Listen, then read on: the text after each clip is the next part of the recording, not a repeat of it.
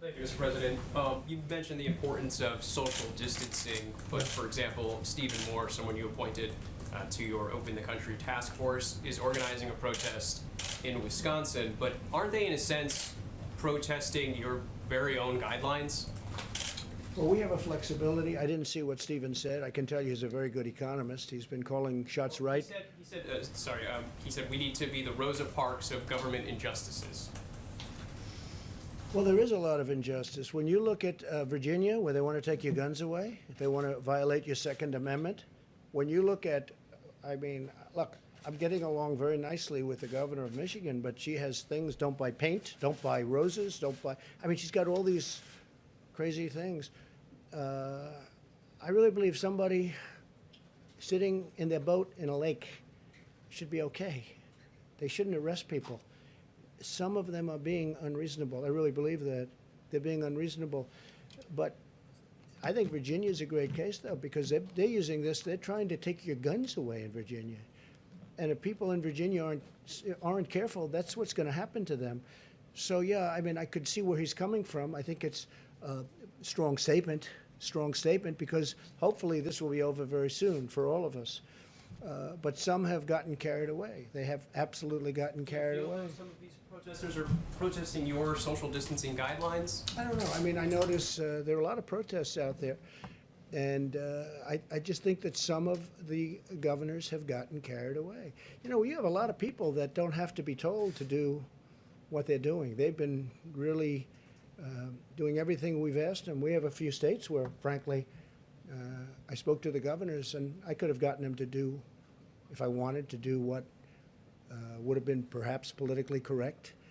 But they've been doing incredibly anyway. And as one of them said, everybody's doing exactly the same. In fact, our record is better than states where they're under a mandate or, where they've agreed to do certain things. Now, we have some great states out there. We have incredible people in our country. And for the most part, that it's a strong statement, but I understand where he's coming from. And I think one of the greats would be one of the really important places that people really have to start looking at is what's going on in Virginia, because that's a mess with really a governor that's under siege anyway. Yeah, please. Thanks, sir. No, with the beautiful head of white hair. Go ahead. I'll tell you if I like his hair in about a minute after he asks the question. With the Wall Street Journal. On that point, though, does the tweeting about, in the case of Virginia, linking the Second Amendment to some of these issues about lifting some of these restrictions in these states, not potentially pose a concern for the governors and civil unrest and potentially in those cases? I have a second question, too. Well, I think just for that question, I think that's an easy one. That's not even politics. We're entitled to a Second Amendment, and he's trying to take the Second Amendment, meaning that state is trying to take the Democrats in that state. The Republicans are fighting it.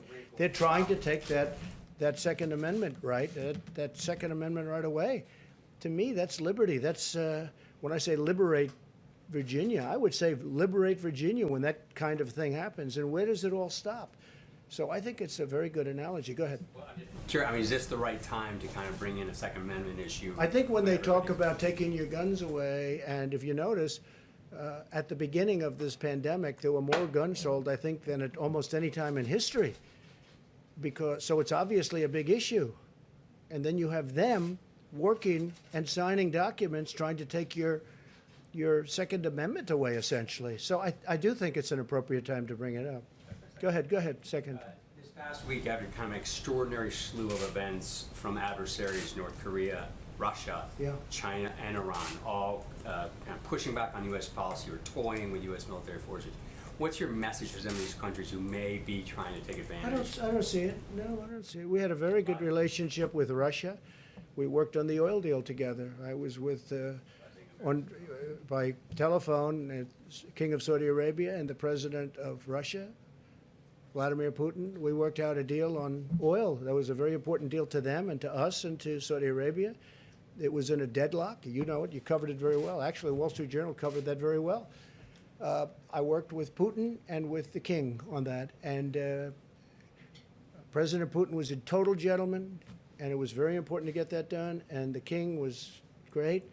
And we actually had to bring in Mexico because Mexico was a lone holdout, and they showed great flexibility. You know the story. No, I think we're doing fine. Yeah, sure. It's North Korea. I see they're testing short-range missiles, and been doing it a long time. I received a nice note from him recently. It was a nice note. I think we're doing fine. Look, if I wasn't elected, you would right now be at war with North Korea, okay? I'll tell you for your people that don't understand the world and they don't understand how life works. If I wasn't elected, you would right now, maybe the war would be over, hopefully with a victory. But if you remember when I first came in, we didn't have ammunition. Not a good way to fight a war. President Obama left us no ammunition, okay? And he left us virtually no medical and ventilators. He left us, the cupboard was dry, right? The cupboard was dry. No, I think right now you'd be at war, essentially, in some form, be over, it would be raging with North Korea if I weren't president. And we're doing just fine with North Korea, just fine. Let's see how it all ends up. You know, in the meantime, they said, oh, Trump's given up. And then they said, oh, really, what's he given up? And they said, I don't know. Then they said, he met. Oh, I met. No, I have a good relationship with Kim Jong-un. That's not a bad thing to have a good relationship. Obama wanted a relationship. He wouldn't meet with Obama. Wouldn't meet with him. Okay, have a good relationship with him. We met at the line. I stepped over the line the first time anything like that's ever. It's all good. It's good. But when they say, the stupid people, I call them stupid people, or the haters, they say, Trump's given up so much. Really? I've actually increased the sanctions. China's been very good on the border. In fact, right now, the border is stone cold closed between China and North Korea. Our relationship with China was good until they did this. Once we found out about this, look, we just made a trade deal where China's going to have to buy $250 billion a year in our product, $50 billion from the farmers, $40 to $50 billion from the farmers. The relationship was good when we were signing that, but then all of a sudden you hear about this. So it's a big difference. You know, the question was asked, would you be angry at China? Well, the answer might very well be a very resounding yes, but it depends. Was it a mistake that got out of control, or was it done deliberately? Okay, there's a big difference between those two. In either event, they should have let us go in. You know, we asked to go in very early, and they didn't want us in. I think they were embarrassed. I think they knew it was something bad, and I think they were embarrassed.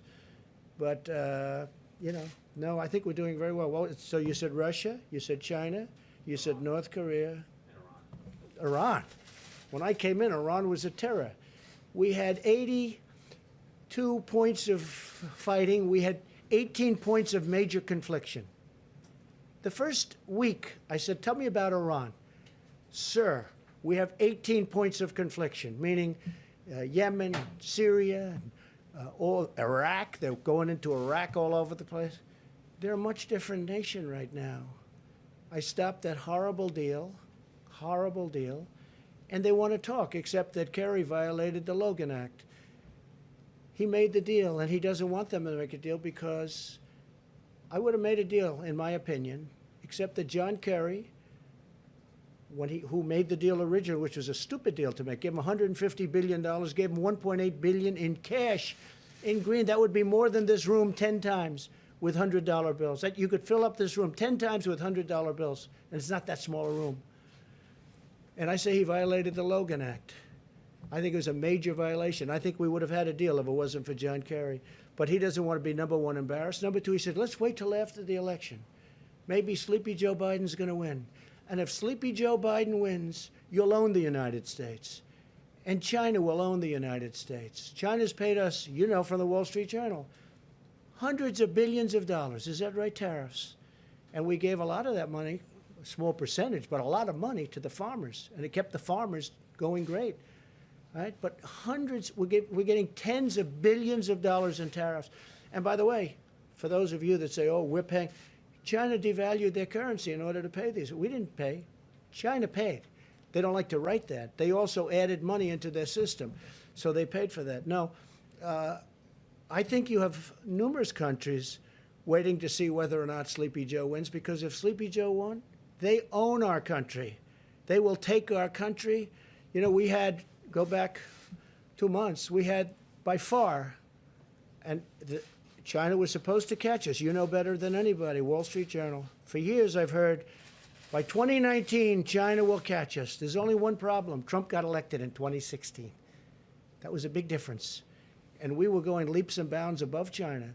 And before the problem, with the plague, right? China was having the worst year they've had in 67 years. That was before the plague. Now they're getting really hurt, and so is everybody getting hurt. I don't want them to get hurt, but they're all getting hurt. Everybody's getting hurt. It's a horrible thing that's happened. But we had the greatest economy in the world by far. China isn't even close. Go back 2 months. And we're going to keep it that way.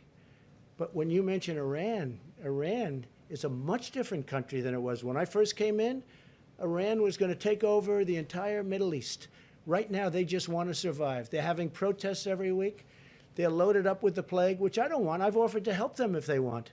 If they need ventilators, which they do, I would send them ventilators. We have thousands of excess ventilators coming in. And here, we have a stockpile of ventilators, and we're starting to send them so that hospitals can fill up their stockpile, which they should have. New York had a chance to get 16,000 ventilators, and they chose not to do it, and I understand that. It's a hard decision for a thing that may or may not happen. I fully understand that. I'm not even complaining about that.